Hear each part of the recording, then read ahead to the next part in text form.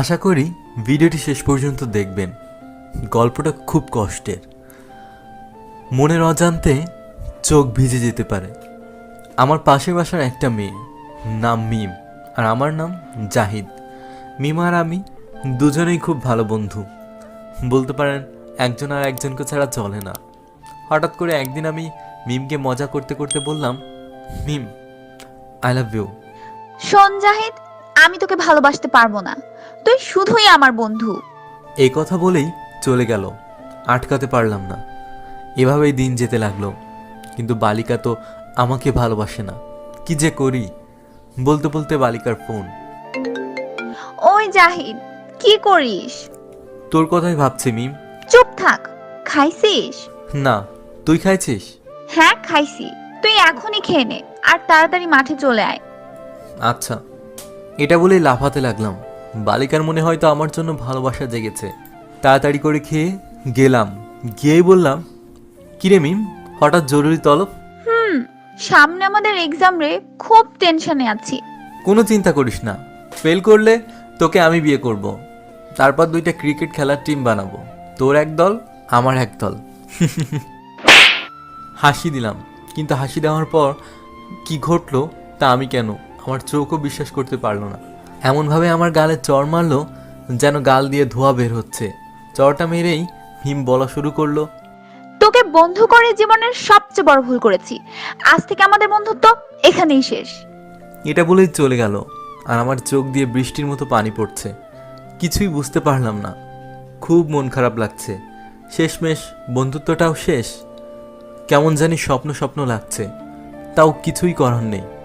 অশ্রু ভরা চোখ আর বুক ভরা কষ্ট নিয়ে বাসায় আসলাম। এসেই শুয়ে পড়লাম, বালিশটাও ভিজে গেছে। পুরনো স্মৃতিগুলো মনে পড়ছে। প্রতিদিন ওকে ফোন দিয়ে ঘুম পাড়ানো, ঘুম থেকে জাগাতাম দিনে কমপক্ষে 100 বার ফোন, আর মেসেজ তো আছেই। সব স্মৃতিগুলো মনে পড়ছে। আমাদের বন্ধুত্ব শেষ হলেও আমি ঠিক আগের মতোই ফোন দিতাম, মেসেজ দিতাম। মিম খুব বিরক্ত ফিল করতো, তারপরও কথা বলতে চাইতো না। হঠাৎ একদিন দেখলাম মিম পার্কে এক ছেলের সাথে হেসে হেসে কথা বলছে, যেন কলিজাটা ছিঁড়ে যাচ্ছে। তাই বাসায় এসে পড়লাম, বুকটা ব্যথা করছে। তাই ভাবলাম মিমকে একটা ফোন দেই। অনেকবার কল হওয়ার পর রিসিভ করলো। মিম, বুকে ব্যথা করছে। ব্যথা করা ভালো, এখন আমাকে আর ডিস্টার্ব করবি না। পরশু আমার এক্সাম। আচ্ছা, নাপা খেলে যাবে না ব্যথা? হ্যাঁ যাবে। এখন আর ফোন দিস না প্লিজ, কিছুই পড়া হয়নি।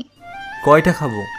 উফ, তোর যতটা খেতে মন চায় খা, প্লিজ জাহিদ, আর না। লাস্ট, ভালোবাসিস? জাহিদ, এসব কথার কোনো মানেই হয় না। আমরা জাস্ট ফ্রেন্ড। তোর অনুরোধে কিন্তু দ্বিতীয়বার ফ্রেন্ড হয়েছি, তাই যা বলবি ভালো করে বুঝে শুনে বলিস।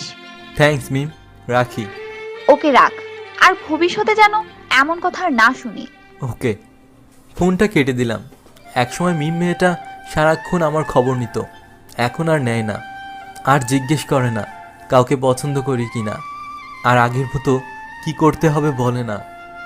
হঠাৎ বুকের ভিতরে আবার চিপ দিয়ে ওঠে, বুকটা চেপে ধরে একটু বিছানায় শুয়ে পড়লাম। খুব কষ্ট হচ্ছে। আবার বিছানা থেকে উঠে আমাকে নাপা খেতে হবে। কয়টা খাবো? মিম তো বলে দিয়েছে যতটা ইচ্ছে ততটা খেতে পারি।